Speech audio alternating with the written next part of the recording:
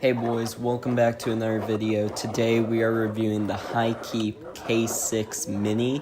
This is a mini street legal style e-moped. It's 1500 watts, 48 volts, and under $700. And I think it is a great first bike, especially if you want to learn how to wheelie, and here's why.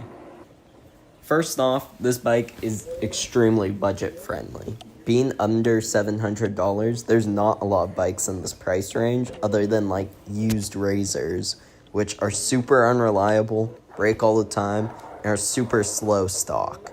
Unlike this bike that completely stock can pop up the front wheel no problem and go up to 28 miles per hour.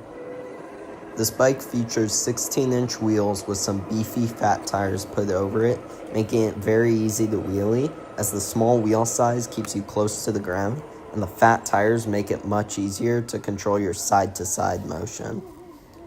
It also comes stock with front and rear suspension, making this bike actually handle pretty decently off-road. So it could be great if your town has a lot of dirt roads or like dirt bike paths. You could totally take this bike on it and not have any trouble.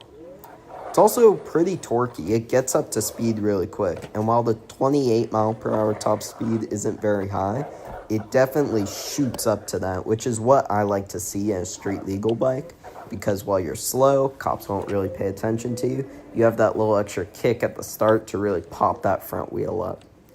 Now, I'm not very good at wheeling street legal bikes, but all my friends who are good at wheeling street legal bikes love this bike, and I think the main reason for that is that low-end torque. Even me with very little street legal wheelie experience can pop the front end up if I foot drag, and I can do somewhat wheelies with my feet on the pedals, but I think I still need to work on it a lot. If you're really just starting out, this could be a perfect first bike to learn to wheelie on, except for one major issue. It has cable brakes. Now, on a normal bike, that's not an issue at all, but for an electric bike, cable brakes usually just aren't powerful enough because of how heavy these bikes are, especially if you have one wheel in the air and are only relying on the back brake. For that reason, if you do get this bike, I would suggest you spend about $40 to $100 on a set of hydraulic mountain bike brakes, or if you really want to cheap out, spend about $20 to $40 on just a rear hydraulic brake. That'll make this bike feel so much better, it'd make it so much easier to wheelie, and make it a lot safer as you could come to a stop quicker.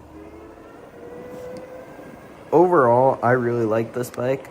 Some other things I like about it that I haven't mentioned so far are the range, which is surprisingly good. I haven't charged this bike since getting it, and it's held up fine, just going on quick 10 to 20 minute rides every couple days after school.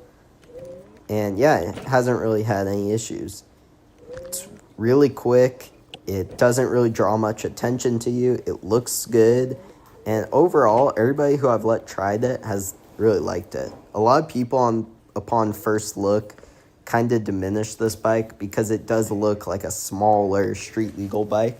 But once they sit on it and start riding around, it's really a lot of fun, and it's actually very comfortable, even for me, a rider who's 5'8", on a bike that's definitely much smaller than what I'm used to riding. Most street legal bikes feature 20-inch wheels. This has 16s, but honestly, it doesn't make a huge difference, and this bike's still very comfortable. Another thing I would like to note are the very short cranks. Now, what this is going to do is it's going to keep your feet closer together, which while it does make pedaling a little harder, it feels a lot nicer if you're relying on throttle only, which this bike features a full twist electric throttle, which makes it so you really don't need to pedal. One thing this bike is lacking, though, is a pedal assist sensor, so if that's something that's important to you, I would stay away from a bike like this. This bike's really only made to throttle, and the pedals are more there just to keep cops away. If you are a rider who is under 5'10", I do think this bike is a good bike for you, especially if it's your first e-bike or a bike you want to learn to wheelie on. But if you are above that height range, I would stay clear and maybe look at Hikeep's larger models, which I should have reviews coming out on very soon.